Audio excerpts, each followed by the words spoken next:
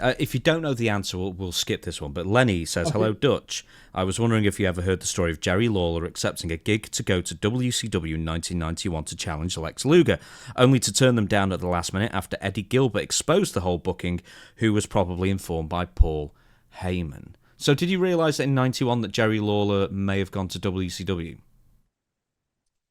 I don't even think I've even heard that. I've never heard that. But who was he going to wrestle? Luger. You know why he didn't go? Because he was going to lose. Right.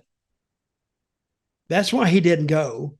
You can put all these other theories in the background.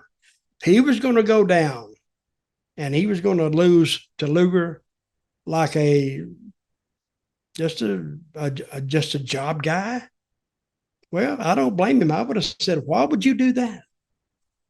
I mean, you've been here on top, and he'd been on top there for 15 years, and drawing not every year, but drawing big money. He was synonymous with Memphis, but you just go down there and just put Luger over.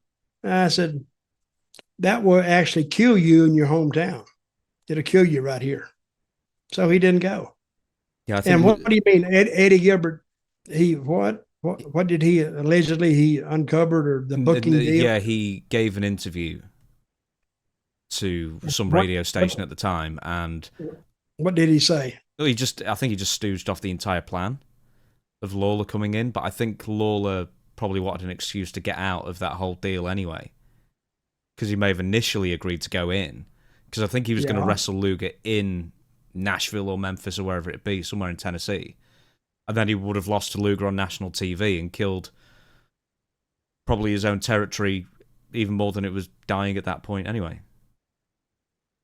Well, they would have done a hell of a house with Luger versus Lawler, the way they promoted it, especially if it was in Memphis. But if they wanted him to lose, I don't blame Jerry for doing that. I don't care how much money they were going to pay him. I don't think it'd be worth, because he did a lot of other things in Memphis too. He did a lot of other commercials and all this stuff. That would hurt him and all of them. So if you're a star at one time and then you just all of a sudden you can do one thing and you're not a star anymore, you look like your flame has burned out. So, but I never heard that. But I did hear that Eddie would go on and say things he wasn't supposed to say.